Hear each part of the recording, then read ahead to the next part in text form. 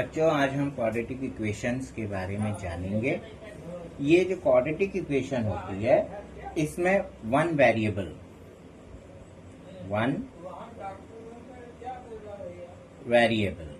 एक तो one variable होता है और दूसरा इसमें हाईएस्ट पावर कितनी होती है? 2। तो हाईएस्ट पावर इसकी 2 होनी चाहिए। किसकी? वन वेरिएबल की। तो ये क्वाड्रेटिक इक्वेशन हो जाता है। For example 4x² minus 4x plus 7 is equal to 0 और 3x² minus 50 is equal to 0। और भी बोल सकते हैं like 4x² minus 8x minus 5 ये इज इक्वल टू 0। ये आपने 3 इक्वेशंस देखे हुए हैं। इसमें वन वेरिएबल देखिए x1 वेरिएबल आया है और दूसरा इसकी पावर, हाईएस्ट पावर इस इक्वेशन में कितनी है? 2 है। इस इक्वेशन में कितनी है? 2 है। इस इक्वेशन में कितनी है? 2 है। तो ये क्या हो गया अपना क्वाड्रेटिक इक्वेशन के एग्जाम्पल। अब अगर स्टैंडर्ड फॉर्म की बात करें तो क्वाड्रेटिक इक्वेशन का स्टैंडर्ड फॉर्म जो होता है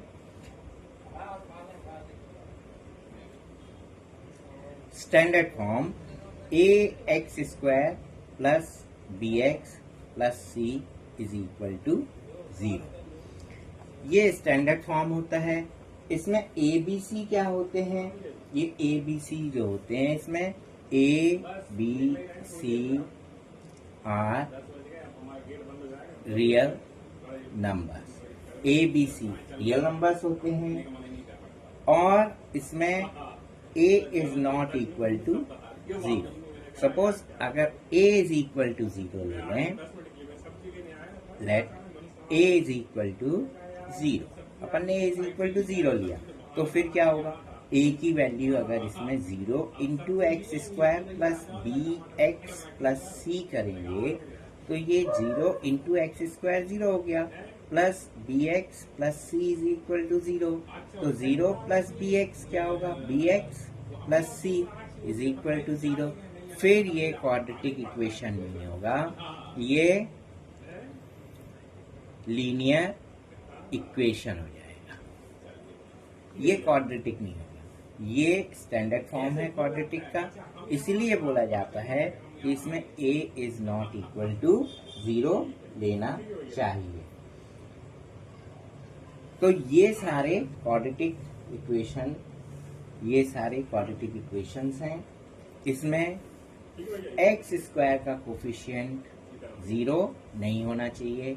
जैसे स्टैंडर्ड फॉर्म देखा ax² plus bx plus c, इसमें a b c तो रियल नंबर्स हैं, लेकिन a जो कोफिशिएंट है x² का वो 0 नहीं होना चाहिए। ये एक एग्जाम्पल से अपन ने देखा। अगर a 0 होगा तो फिर वो क्वाड्रेटिक नहीं होगा, लीनियर होगा। इसके बाद में कुछ एग्जाम्पल ऐसे होते हैं जो ए डिफेक्टेड क्वाड्रेटिक इक्वेशन की श्रेणी में आ जाते हैं, है ना? जैसे for example A defected quadratic equation. तो ये कैसे होते हैं?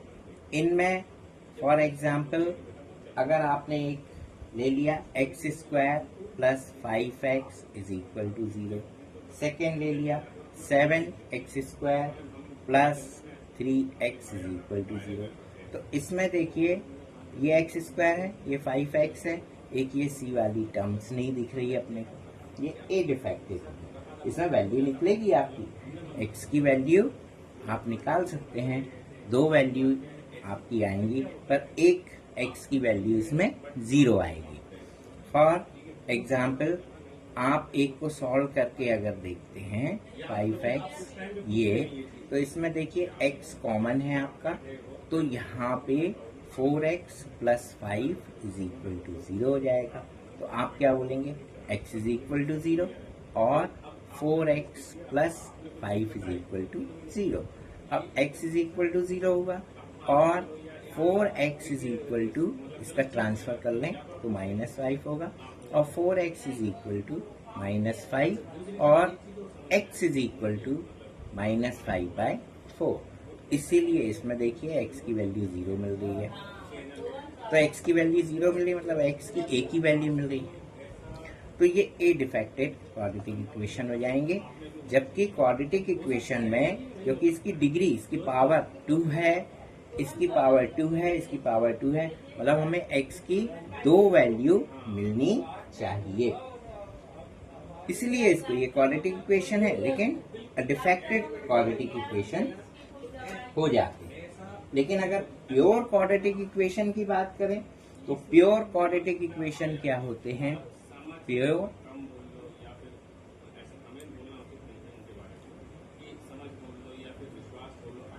Pure quadratic equation, for example x square is equal to 4, first.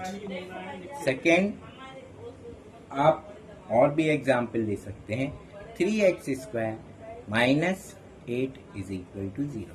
ये प्योर क्वाड्रेटिक इक्वेशन है। अगर इसको सॉल्व करेंगे, पहली बात, क्वाड्रेटिक इक्वेशन को जब सॉल्व करने जाएंगे तो उसकी 2 वैल्यू मिलेगी। जैसे लीनियर इक्वेशंस को सॉल्व करने जाते थे 1 वेरिएबल के, तो x की a की वैल्यू मिलती थी, इसमें 2 वैल्यू मिलेंगे। अब उसको सॉल्व करना अपन बाद में देखेंगे। ये हैं आपके क्वाड्रेटिक इक्वेशन। अब कुछ एग्जाम्पल्स होते हैं, जैसे आप इनको, ये जो x square ax square plus bx plus c is equal to 0, ये भी क्वाड्रेटिक है। इनको इस तरह से एक्सप्रेस कर सकते हैं। या फिर ax square plus bx is equal to 0, ये भी क्वाड्रेटिक इक्वेशन है। जैसे ये वाला क्वाड्रेटिक इक्वेशन है, ये क्वाड्रेटिक इक्वेशन है, लेकिन ये डिफेक्टेड क्वाड्रेटिक इक्वेशन है। और आप बोल सकते हैं कि ax square plus c is equal to 0, ये सभी क्वाड्रेटिक इक्वेशंस होते हैं। अब अगर 2 फैक्टर्स आपके मिले, सपोज 3x माइनस 2, एक ये लिया आपने, और 2x माइनस 3 दूसरा ये लिया। अब इसको अगर सॉल्व करेंगे आप, तो इसको सॉल्व करने में क्या है, इनको मल्टीप्लाई करके देखना पड़ेगा। और जब मल्टीप्लाई करेंगे तो इसका इससे मल्टीप्लाई करेंगे, तो आपको यहीं से दिख रहा है ये 6x स्क्वायर हो जाएगा। ये देखिए 6x square minus 13x plus 6, ये एक इक्वेशन आपको मिलेगा जो कि एक क्वाड्रेटिक इक्वेशन है। तो अपन बोल सकते हैं ये क्वाड्रेटिक इक्वेशन है। ऐसे ही बहुत सारी चीजें क्वाड्रेटिक इक्वेशन की उसमें आती है। अब अगर आप एक्सरसाइज को सॉल्व करना चाहते हैं तो एक्सरसाइज भी सॉल्व कर सकते हैं। इसमें आप एक चीज और देख सकते हैं, अगर कोई क्वाड्रेटिक इक्वेशन आपको दिया है like 3x square plus 5x minus 2 equal to 0, और उन्होंने बोला कि आपको शो करना है x इज इक्वल टू 1/3, क्या इसकी वैल्यू, ये इसका सोल्यूशन है, क्या इस क्वाड्रेटिक इक्वेशन की वैल्यू ये है? तो आपको क्या करना है, ये x इज इक्वल टू 1/3 इस इक्वेशन में सब्स्टिट्यूट करिए और देखिए कि 0 आ रहा है कि नहीं। तो 3 into 1/3 square plus 5 into 1/3 minus 2 is equal to 0। अब इसको सॉल्व करते हैं आगे। तो 3 इंटू ये हुआ 1 का स्क्वायर 1, 3 का square 9 plus 5/3 minus 2 is equal to 0।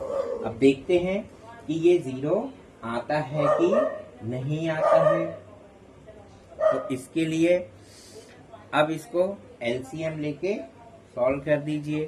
तो एलसीएम लेने के पहले ये देखिए कैंसिल हो रहा है, 3 1 जा 3 और 3 3 जा 9, तो ये हुआ 1/3 plus 5/3 minus 2 is equal to 0। LCM लीजिए 3 और ये 1 plus 5 minus 2 is equal to 0, ये कितना हुआ 6/3 माइनस 2 इज इक्वल टू 0, ये 3 2 जा 6, ये होगा 2 minus 2 is equal to 0, 0 is equal to 0, ये 0 आना चाहिए। अगर 0 आ गया मतलब क्या हुआ कि 1/3 is a solution of the given equation. इस तरह से आप चेक कर सकते हैं कि ये 1/3 सोल्यूशन है कि नहीं।